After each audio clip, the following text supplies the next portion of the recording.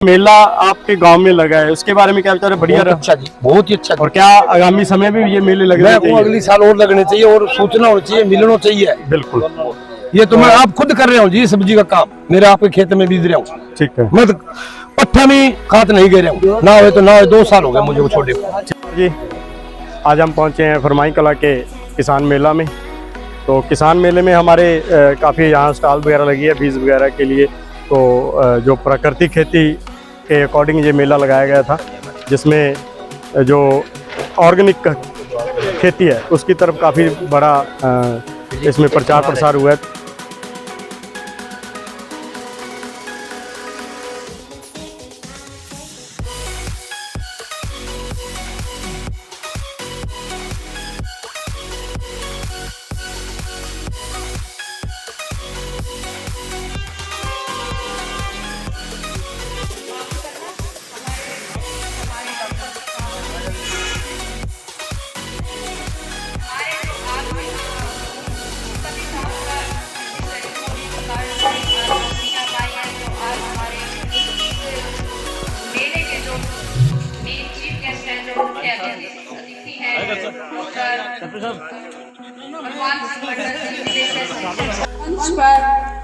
Doctor Kuldeep Kamboj, Shri Mohanlal, Shri Rohtas सर्वा, श्री फकीरा राम जी को आमंत्रित करना चाहूँगी कि वो आए और हमारे जो मुख्य अतिथि हैं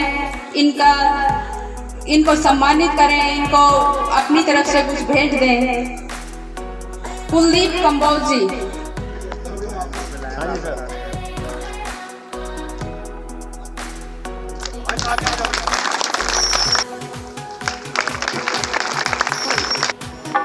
थैंक यू डॉक्टर पुष्पेंद्र जी, जिन्होंने बागवानी से संबंधित काफी बढ़िया जानकारी हमें दी है और बीज से लेकर उत्पादन तक का सारा सिस्टम आपको बता दिया कि कहां से आपने लेना है और किस प्रकार आपको बीज पे सब्सिडी मिलेगी और किस प्रकार आपने खेत को तैयार करना है। तो सारी चीजें डॉक्टर साहब ने विस्तार से बताई। बहुत बहुत धन्यवाद इनका। नंबर इन्होंने आपको लिखवा दिया है। अगर फिर भी आपको कोई जानकारी चाहिए तो वे इनके नंबर पर संपर्क कर सकते हैं, या कृषि विज्ञान केंद्र सिरसा में जाकर भी इनसे संपर्क कर सकते हैं। तो एक इसके साथ साथ मैं हमारे बीच में गांव की सरपंच राजवाला जी वो भी पहुंचे हैं, उनका भी हार्दिक स्वागत। और पनिहारी से ओम प्रकाश जी गोस्वामी, पप्पू जी और सभी किसान भाई जो भी दूर से या नेर से जो भी पहुंचे हैं उनका हार्दिक स्वागत। मैं हमारे भागीरथ ग्रुप के कलाकार से निवेदन है कि वो अपनी सांस्कृतिक प्रस्तुति पेश करें। भागीरथ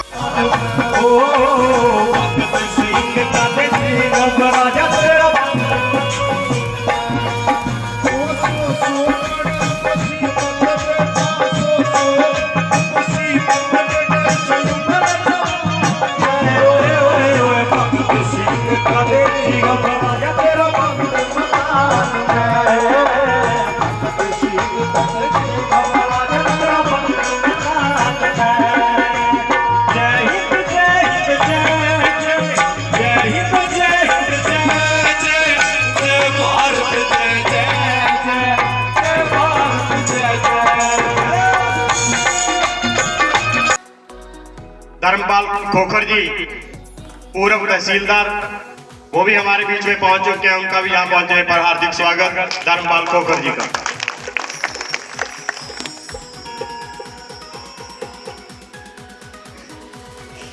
मंचासीन बैठे हुए मान्यगण और मेरे समक्ष बैठे हुए मेरे भाइयों और बहनों, आप सबको मेरा नमस्कार।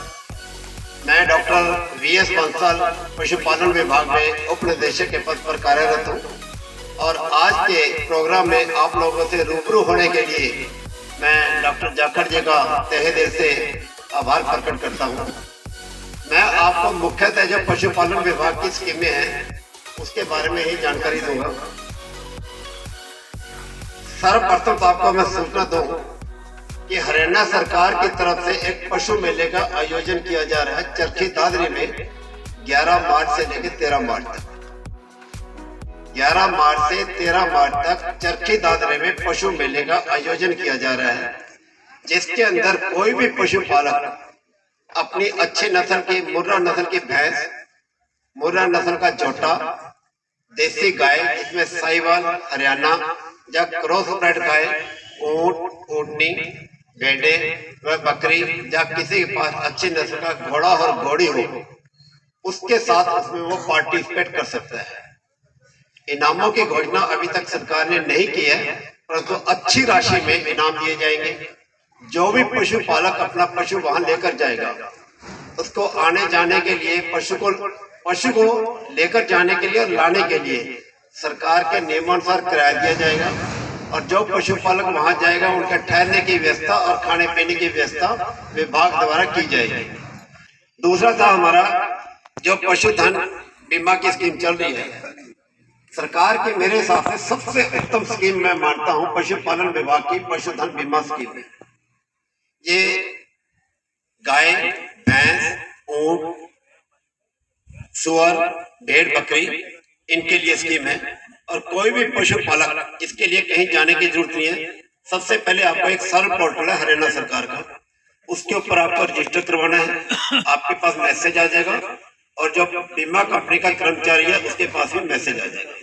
वो आपको बताएगा कि आपने पशु किस दिन पशु अस्पताल में लेके जाने हैं। और कोई भी जो पशुपालक है, एक फैमिली आईडी पे 5 बड़े पशुओं का एक फैमिली आईडी पे बीमा हो सकता है। और 50 छोटे पशु जैसे भेड़, बकरी और सुअर होते हैं। कट्टा वगैरह जो आएगा ये बड़े पशुओं में ही काउंट होता है। और इसके लिए जो अनुसूचित जाति है उसके लिए बिल्कुल जो बीमा है फ्री में होता है, कोई पैसा चार्ज नहीं किया जाता। और अनुसूचित जाति को छोड़ के जो बीमा होता है वो पशु की कीमत और उसके दूध के ऊपर निर्णय है जो हमारा पशु किससे करता है। और उसी के आधार पे 100 रुपए से लेके 300 रुपए प्रति पशु आप लोगों से लिए जाते हैं। अब क्या होता है कि आपका पशु लेके अस्पताल में फीस भी दे दिए जो बीमा कंपनी का कर्मचारी होता है, और हम लोग सोचते हैं कि उसी दिन से वो बीमा हो जाता है। बीमा उस दिन से नहीं होता, बीमा कंपनी के पास पैसे चले जाते हैं, परंतु वास्तव में बीमा जिस दिन आपकी पॉलिसी कट जाती है उस दिन से बीमा शुरू होता है। और बीमा कंपनी में इसमें कुछ शर्तें लगा रखी है कि बीमे को आप खुदा ना खास्ता भगवान ना करे किसी वजह से पशु की मृत्यु हो जाती है तो आप क्लेम कैसे लोगे। आमतौर पे आप देखते हैं कि पशु मर गया जी, आज हस्ताक्षर सर्टिफिकेट बनवाए से हम सोचते हैं उसका बीमा तो हमें पैसे मिलने ही चाहिए। ऐसा नहीं होता। बीमा कंपनी कहती है कि जिस दिन आपके बीमा की पॉलिसी कटी है उसके 21 दिन के अंदर अगर पशु मर जाता है तो उसकी बीमा की राशि आपको नहीं मिलती। क्यों नहीं मिलती? वो इसलिए नहीं मिलती, जब भी डॉक्टर पशु का मुआयना करता है वो बाहर से पशु को देखता है कि बाहर से वो स्वस्थ है, चल फिर रहा है, आप लेके गए अस्पताल में, अंदर से कोई बीमारी है तो उसको डॉक्टर को नहीं पता लगता कि अंदर क्या बीमारी है उसके अंदर। तो इसलिए बीमा कंपनी इंतजार करती है कि 21 दिन के अंदर कोई बीमारी होगी तो उभर के बाहर आ जाएगी। अगर उसका 21 दिन में मृत्यु होती है तो उसका बीमा की राशि नहीं मिलती। अगर 21 दिन के अंदर आपके पशु सड़क पे जा रहा है, कोई एक्सीडेंट हो गया, किसी गाड़ी से टक्कर होगी, एक्सीडेंट हो गया, उसकी मृत्यु हो गई है और आपने एफआईआर दर्ज करवा दी, फिर आपको चाहे वो दूसरे दिन पॉलिसी कटने के उसकी मृत्यु होगी, उस केस में आपको बीमा राशि मिलेगी। जब भी आपके पशु की मृत्यु होती है तुरंत आप अपने पशु अस्पताल में डॉक्टर को बताएं। जब बीमा कंपनी का जिसने वो रसीद काटती है उसको बताएं, क्योंकि उसकी डॉक्टरी जांच होती है जिसका भी बीमा होता है। अगर शाम को 5-6 बजे मरता है तो शाम के टाइम उसकी डॉक्टरी जांच नहीं होती नियमानुसार, तो डॉक्टर अगले दिन करता है, उसके एक साइड पे पल्ली वगैरह लग के ढक दे, क्योंकि बीमा की राशि लेनी है तो कुछ हमें दिक्कत करनी ही पड़ेगी। अगले दिन जब वो डॉक्टरी जांच हो जाए तो सारे कागजात वगैरह बीमा कंपनी के अधिकारी को या हमारे डॉक्टर को सौंप दे ताकि उसको मिल जाए। दूसरा इसमें क्या है कि कई बार वो कान में मुर्गी डालते हैं ना, मुर्गी बीमा होया होना काफी पशुओं का अपने एरिया च जो मुर्गी पाते हैं कहने वो प्लास्टिक की मुर्गी है, जो तक कंन च पई है वो प्लास्टिक की मुर्गी है। जो खुदा ना खास्ता पशु मर जाता तो प्लास्टिक की मुर्गी नहीं होती, वो सोने की मुर्गी बन जाती है, क्योंकि जे कंन च मुर्गी होनी है तो बीमा वाले ने पैसे देने हैं, अदरवाइज नहीं देने। क्योंकि बीमा कंपनी कहती है कि साडे पशु की पहचान कंन की मुर्गी नाल है, 4 पशुओं का हुलिया इक्को जिहा हो सकता है, पर 4 पशुओं के कांडे च जो मुर्गी पाई है उसका नंबर इक्को जिहा नहीं हो सकता।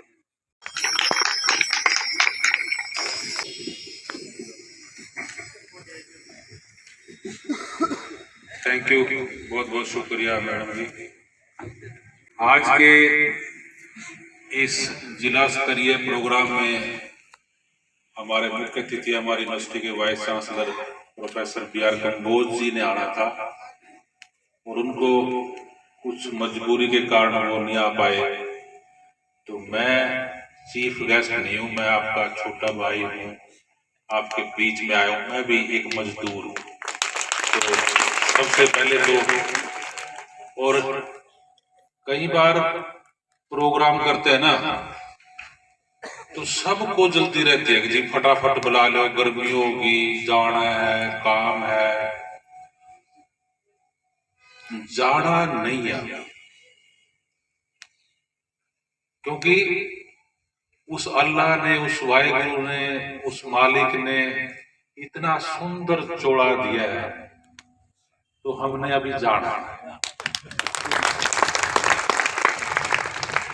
और इस सत्संग की घड़ी में, इस पाठ की घड़ी में, इस कृषि के सत्संग में, इससे बड़ा कोई सत्संग नहीं है। सत्संग बहुत सुनोगे, गुरुओं की वाणी सुनी होगी, पर जिसके गुरु भी आप और शिष्य भी आप, काटने वाले भी आप, बोने वाले भी आप, तो आपकी जय जयकार के लिए हम इकट्ठे हैं। तो पाए गीता, पाए सत्संग, करें व्याख्यान, तो जाना नहीं है। पहली बात का किसी को भी हम सबको फोन कर दें कि हमने मजा आया हुआ है, हम नहीं आएंगे, घास गारा अपने आप काटो, अपने आप करो, हमने नहीं जाना। कोई रिश्तेदार आ रहा है और रोटी अपने आप बना लेगी, पर हमने जाना। तो मैं क्योंकि मेरे पास बार बार ये फोन आ रहा था, जी गर्मी होगी, हमने जाना नहीं है, क्योंकि दुनिया में 100 साल गुजारा है। तो मेरे मालिकों, क्योंकि आपसे बड़ा कोई मालिक नहीं है, तो मैं सबसे पहले आपको शीश नवा के नमन करता हूँ कि आप इस सत्संग में आए। और इस कार्य को जोड़ने के लिए ये हमारे जिले का सरसा का कृषि विज्ञान केंद्र, इसमें कार्यरत आपके सेवक, कोई छोटा कोई बड़ा, सारे आपके नतमस्तक, आपकी सेवा के लिए नतमस्तक है। कोई गलती भी हो जाती है, कोई बीज बांटने में, कोई दवाई देने में, कोई ट्रेनिंग का सिलेक्शन करने में, तो उनको माफ करके शिकायत मत करना, वो आपके भाई हैं, आपके सेवक। तो मैं हमारे यहाँ के जो senior coordinator doctor Jakhar ji, सारी टीम, और हमारे एक रिसर्च स्टेशन है उसके regional director doctor Anil Mehta ji, और एक बहुत इंटेलिजेंट आदमी, जो हम एग्रीकल्चर वालों को तो थोड़ा कहते हैं, इनको तो इतना नहीं पता है, तो घास फूस के डॉक्टर है, पर डांगरा के डॉक्टर बड़े सूझबूझ वाले। और फिर जो जिले के मालिक हों, वो हमारे बीच में टाइम दे के, तो डॉक्टर VS बंसल जी जो डिप्टी डायरेक्टर यूनिवर्सिटी, मैं इनका भी स्वागत करता हूँ कि हमारे इस कार्य को बढ़ाने के लिए आप हमारे साथ हैं। तो मैं अपने बारे में बताना चाहूँगा। हाँ जी, मेरा नाम Rajendra Sharma, NR seeds company के अंदर मैं 7 साल से काम कर रहा हूँ। हरियाणा, पंजाब, राजस्थान देख रहा हूँ। ये कंपनी फोडर चारे के अंदर भारत की अच्छी कंपनियों में से एक कंपनी है। अभी पंजाब, हरियाणा के अंदर नई नई सप्लाई आई है, तो मैं आपको बता देता हूँ। ये सिम्बा ज्वार है, ये मल्टीपर्पज़ के लिए ये 3 कटिंग देती है ज्वार, और ये सिम्बा के नाम से है। अभी इसकी बिजाई स्टार्ट हो चुकी है, क्योंकि टेम्परेचर अभी अप है, नहीं देती है। सेकंड अगर मैं बात करूं तो ये एक प्रोडक्ट है, ये पंजाब के अंदर और हरियाणा के अंदर काफ़ी प्रचलित है। ये प्रोडक्ट ये है 17M27, जो कि साइलेज के पर्पज से ये लगाया जाता है पशुओं के लिए। ये मान को चलो 72 से लेके 75 दिन के अंदर इसका साइलेज मक्के का तैयार हो जाता है ये जी। तो इसके अंदर क्या करते हैं, कुछ के अंदर फार्मर 75 दिन से इसको काट कर इसको और इसको स्टोरेज कर लेते हैं, और सारा साल हरा चारा ऐसे पशुओं को ये खिलाते रहते हैं। जैसे कि ये बैनर लगे हुए हैं, आप देख रहे हो जी। ये 17M27 का है या 5G एक अलग से प्रोडक्ट है। तो ये बेहतरीन चारा है एक पशुओं के लिए। मैं सभी हरियाणा वासियों को, पंजाब वासियों को बोलना चाहूँगा कि आप 17/27 एनआर का लगाइए। और अभी ये सिरसा डिस्ट्रिक्ट के अंदर KUK ने लगाया, कृषि विज्ञान केंद्र ने, तो इसके अंदर हमने ये स्टॉल लगा रखी है। एक सर मैं आपसे पूछना चाहूंगा कि जैसे एक आजकल मक्के के अचार का बड़ा प्रचलन है, तो गांव में हर किसान यानी कि मक्के का अचार आजकल हर किसी ने डालना संभव स्टार्ट कर ही दिया है। बिल्कुल। तो उसके लिए कोई स्पेशल बीज वगैरह आपके पास? देखो, अचार के लिए तो वैसे तो कंपनी काफी वैरायटियां दे रही है जी, लेकिन एनआर कंपनी के पास के अंदर 2 ऐसी किस्में हैं जो कि बेहतरीन अचार या साइलेज डाल सकते हैं। उसके अंदर मैंने आपको पहले बताया जैसे कि ये 17/27 है जी, ये इसका बहुत ही बेहतरीन साइलेज अचार बनता है। सर मक्का उसके अचार के लिए? ये स्पेशल अचार के लिए है जी, 17/27 स्पेशल अचार के लिए है, इसका बहुत ही बेहतरीन अचार निकलता है ये। तो सर आपका बहुत बहुत धन्यवाद। Thank you very much sir, आपने यहाँ विजिट किया, आपके लिए बहुत बहुत धन्यवाद। Thank you. ये ऑर्गेनिक खेती के लिए हमारे किसान काफी प्रयास कर रहे हैं, तो उसमें सर जैसे नेक्स्ट टाइम अगर जैसे प्राकृतिक रूप से जो ऑर्गेनिक खेती कर रहे हैं, तो आज हमारे डिपार्टमेंट की तरफ से इनको कुछ हेल्प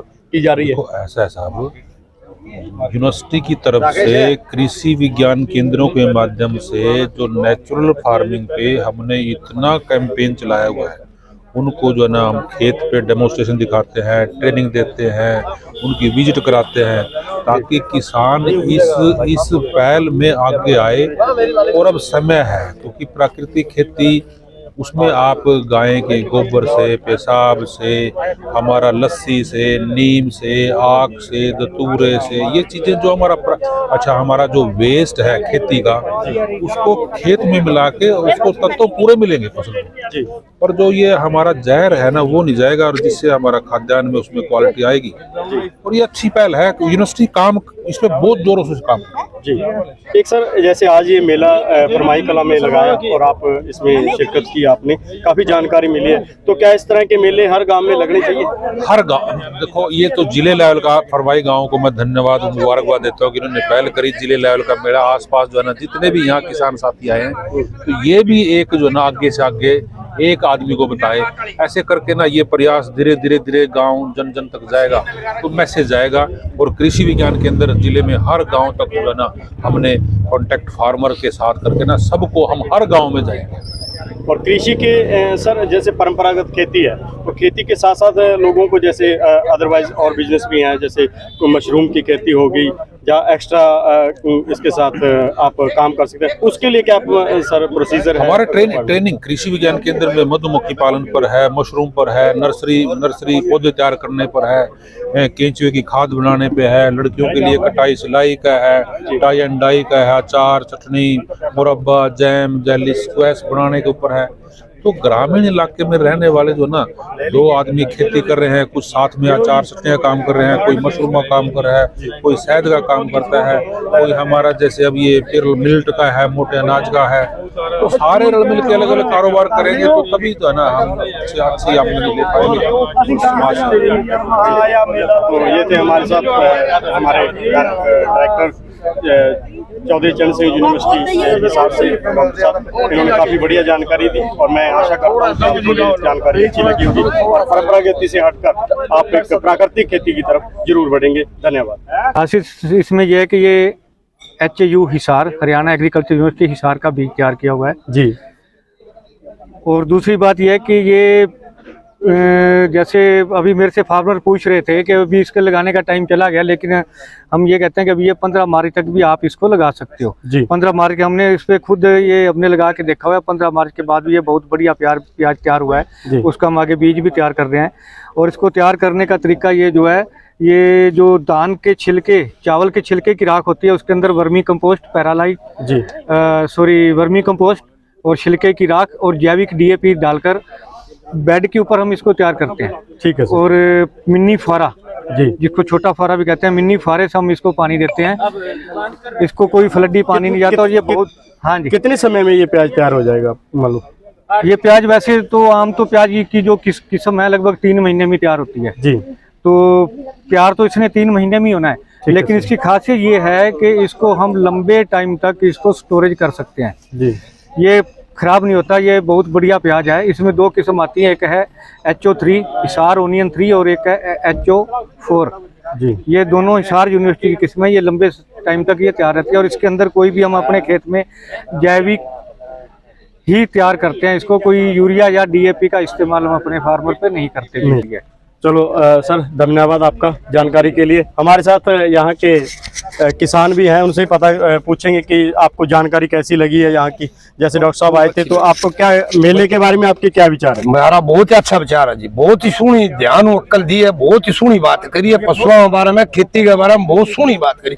इनमें मैं भी आप जुड़े, मेरा आपका खेती में आप सब्जी बीजूं खेती के अंदर, तो मैं भी खाद भी कुछ भी नहीं, हमारी परंपरागत खेती है, उसके साथ जैसे पशुपालन का काम है या कोई डेयरी फार्मिंग का काम है, बागवानी का काम है, जैसे डॉक्टर साहब ने बताया, तो क्या आपको लग रहा है कि उस पर विचार किया जाना चाहिए? बहुत अच्छा विचार था, बहुत ही अच्छा।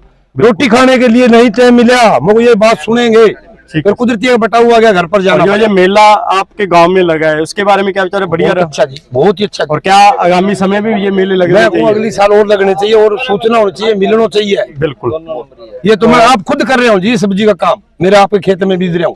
ठीक है, मैं तो पट्टा में खाद नहीं गिर रहा हूँ, ना हो 2 साल हो गए मुझे वो छोटे को। ठीक है, एक गट्टा खाद गिरी हूँ, वो भी जो वो भी पीली पड़ गई थी, वो नहीं गिरता। मैं मेरे आपके खेत में रोका रोड पर खेत है मेरा, जाके देखो। आपका शुभ नाम? मेरा नाम पवन सुतार। पवन सुतार, काफी बढ़िया, मान लो बहुत बढ़िया बात हो रही है, बहुत ही बढ़िया अच्छे विचार है इनके। अच्छे, तो मैं सभी किसान भाइयों से भी रिक्वेस्ट करता हूँ, मेरा पट्टा अब चला 3रे महीने में, कद बीजा था, लोगों ने 2 बारी पट्टा तरा लिया, मैं 1 बार डला रहा हूँ, मैं खाद नहीं गिरता। ठीक है जी, ठीक, धन्यवाद आपका। धन्यवाद। आपको किसान मेले से संबंधित हमारी जानकारी आपको अच्छी लगी हो तो प्लीज़ हमारे YouTube चैनल HSK एवरीथिंग को सब्सक्राइब कीजिए और लाइक कीजिए और घंटी वाला बटन जरूर दबाएं, ताकि नई से नई अपडेट आपके समक्ष हम पेश कर सकें। आपके सामने नई से नए कृषि यंत्र, बीज और अन्य जो भी कृषि से रिलेटेड कार्यक्रम होंगे आप तक हम जरूर पहुँचाएँगे। तब आपका बहुत बहुत धन्यवाद।